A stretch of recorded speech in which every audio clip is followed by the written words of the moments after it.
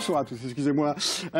Aujourd'hui, l'information présentée par Mickaël Texier. Et au sommaire, les bailleurs sociaux se retirent du dispositif de médiation à Coulennes. Et oui, Sarthe Habitat et Mancel d'Habitation ont annoncé qu'ils ne financeraient plus les 2 postes d'agents de sécurité de la commune.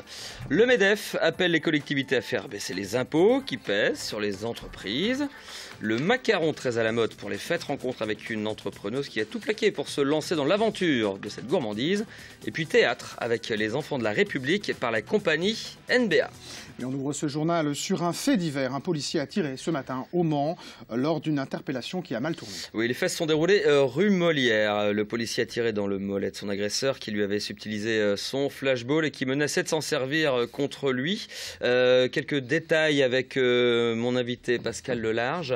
Un policier qui était en légitime défense en fait, c'est ça, et pour une après, et c'était à l'issue d'une poursuite d'une vingtaine de minutes que les choses se sont déroulées. Oui, c'est une affaire assez rocambolesque. Donc un voyageur dans le train qui refuse de payer, qui menace les contrôleurs, enfin en l'espèce les agents de la sécurité SNCF, qui ont appelé la police en arrivant en gare du Mans, comme le prévoit la procédure. Et c'est là que les choses ont commencé à déraper. Lorsque la police est arrivée, l'individu très costaud, marque de rébellion évidente, immédiate, très menaçant, donc a commencé à mettre en difficulté effectivement les forces. Il est passé sur les voies, il a fallu interrompre le trafic. Donc, une tentative d'interpellation pour effectivement cet individu ne présente pas de danger particulier. Bon, ça a duré un certain temps et au bout du bout, donc, il s'est rebellé, il est allé au contact directement, il a cherché à mettre en difficulté. C'est-à-dire qu'il s'est bagarré en fait. Il s'est bagarré, voilà, il a saisi du flashball. Enfin bref, situation très difficile pour le policier qui était là et donc qui a dû, pour se dégager. Il est en légitime défense, c'est ça, voilà, le policier. Mais il a maîtrisé la situation. Il a maîtrisé la situation. Il a neutralisé en quelque sorte dans je pense, les conditions aussi bonnes que possible vu les circonstances. Voilà, néanmoins, il y a une enquête judiciaire, bien sûr, qui est diligentée par le parquet, qui évidemment a pris en charge cette affaire. Bon, ça montre qu'on le savait déjà, on a eu plusieurs faits divers, malheureusement, qui se sont enchaînés dans les dernières semaines.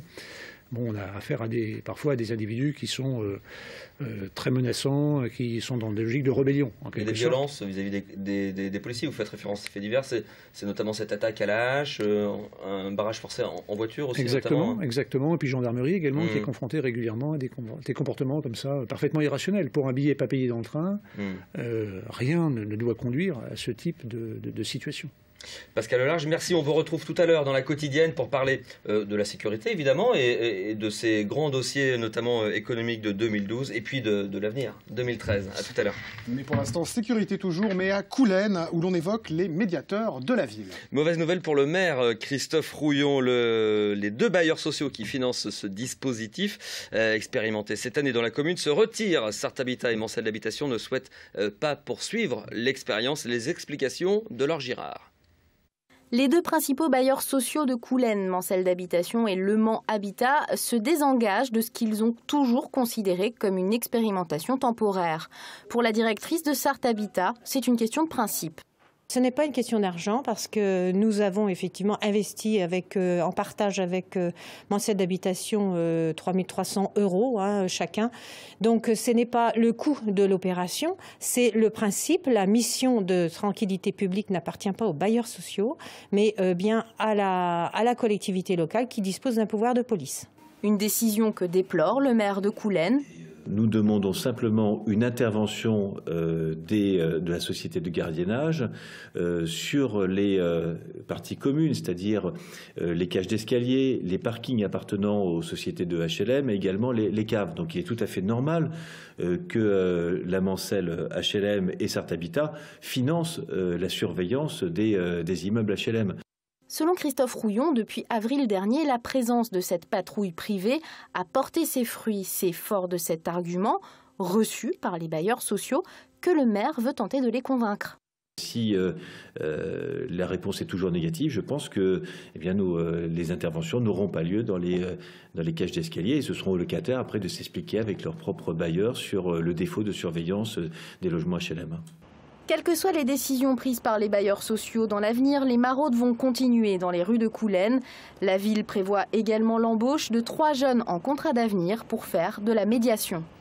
Et puis à noter que la vidéosurveillance place de l'Europe à Coulennes a pris un petit peu de retard. Les caméras devraient être opérationnelles en cours du premier trimestre 2013. Coût total de l'opération, 44 000 €, dont 10 000 pris en charge par le bailleur social, la Mancel d'habitation. En bref, c'est mercredi que le président du Mans FC rencontrera à nouveau les élus du Mans. Une deuxième rencontre pour faire le point sur la situation financière du club. Des réunions à la demande des élus qui se sont impliqués depuis l'été dernier pour éviter la relégation du Mans FC. Et maintenant, à peine né, le parc Manceau s'agrandit. Oui, puisque la commission départementale d'aménagement commercial d'hier vient d'autoriser la construction de 3000 m² supplémentaires de surface commerciale. On parle d'une grande enseigne et de quelques cellules, ce qui porterait l'ensemble tiré, vous le savez, par alinéa à 25 000 m². Rien ne filtre pour le moment sur le nom de ces nouvelles enseignes. La demande de permis de construire sera déposée fin février. Et le MEDEF sartois appelle les patrons à se mobiliser contre l'impôt. Pour le syndicat, les taxes payées aux collectivités étranglent l'économie. Stéphane Galibert, patron des patrons en Sarthe, en appelle à la responsabilité des élus du territoire pour soutenir l'activité économique en diminuant les impôts. Florent Clavel. Voir les choses en grand serait de plus en plus difficile, selon le MEDEF. Surtout depuis que la cotisation foncière des entreprises a explosé pour certaines d'entre elles. C'est le cas de ce restaurateur.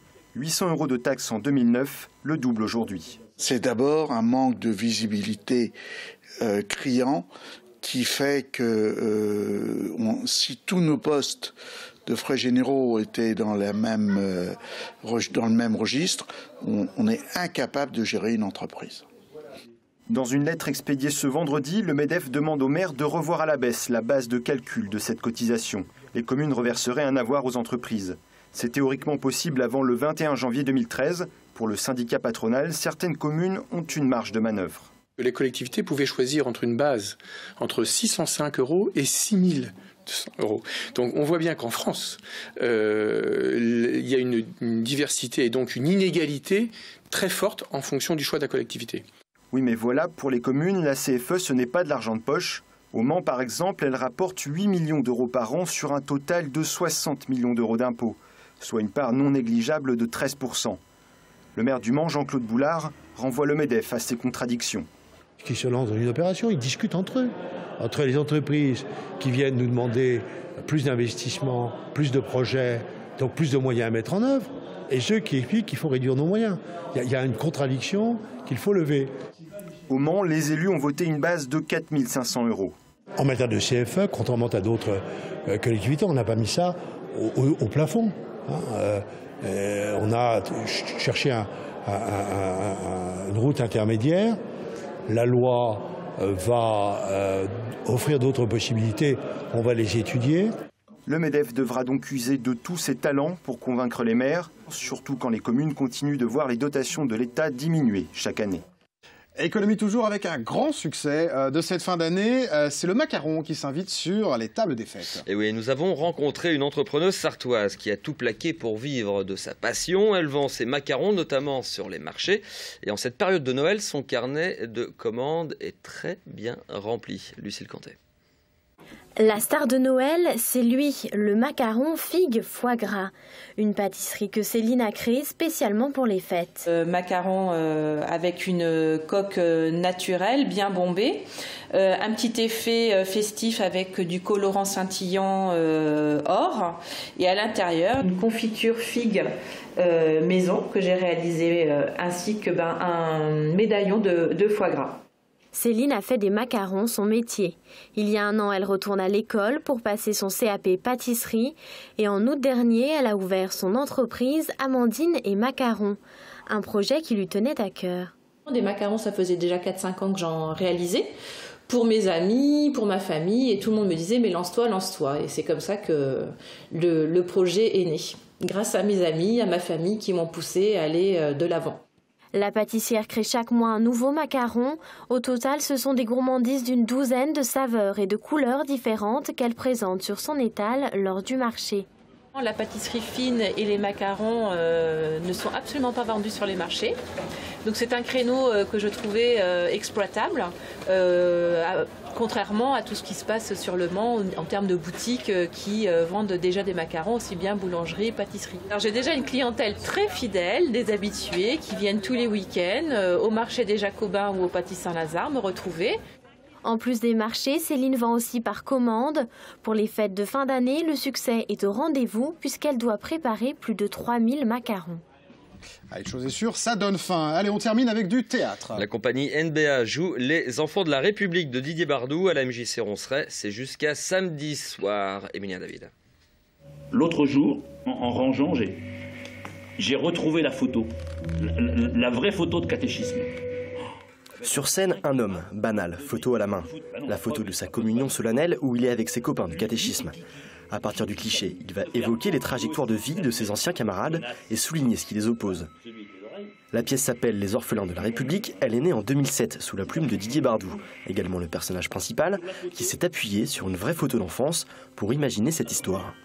En retrouvant cette photo, donc qui date des années 60, on va dire, je me suis interrogé sur le parcours de chacun. Qu'est-ce qui fait que nos vies dévient? En quoi on reste ensemble? Qu'est-ce qui fait que chacun s'empare d'un travail, d'une citoyenneté, d'une habitude, d'un mode de vie plus ou moins différent? Et qu'est-ce qui fait que nos vies se recroisent pas forcément d'ailleurs? Oh, mon copain Bouboule! Bouboule, sa mère, elle l'a eu à 17 ans. Pendant 1h30, le héros étale la vie de ses anciens gamins et n'hésite pas à les juger pour, au final, transmettre une certaine idée. C'est que chacun a le droit, fait sa vie et a le droit de la faire comme il l'entend, sans avoir de contre à rendre à personne et à peine à lui-même. On a le droit de prendre toutes les pistes, toutes les voies qu'on a envie d'emprunter. La pièce est jouée chaque soir jusqu'à samedi à 20h30 à la MJC de Ronceret au Mans. Et c'est la fin de ce journal. On vous retrouve, Mickaël, le 7 janvier. Et oui, parce que pendant les vacances, la rédaction propose en lieu et place de ce JT une rétrospective de l'année 2012. Chaque jour, un tout image thématique. Alors, justice, sport, culture, politique, insolite. Tout ce qu'il faut retenir de cette année qui s'achève. Merci, Mickaël. Bonsoir à tous et rendez-vous le 7 janvier.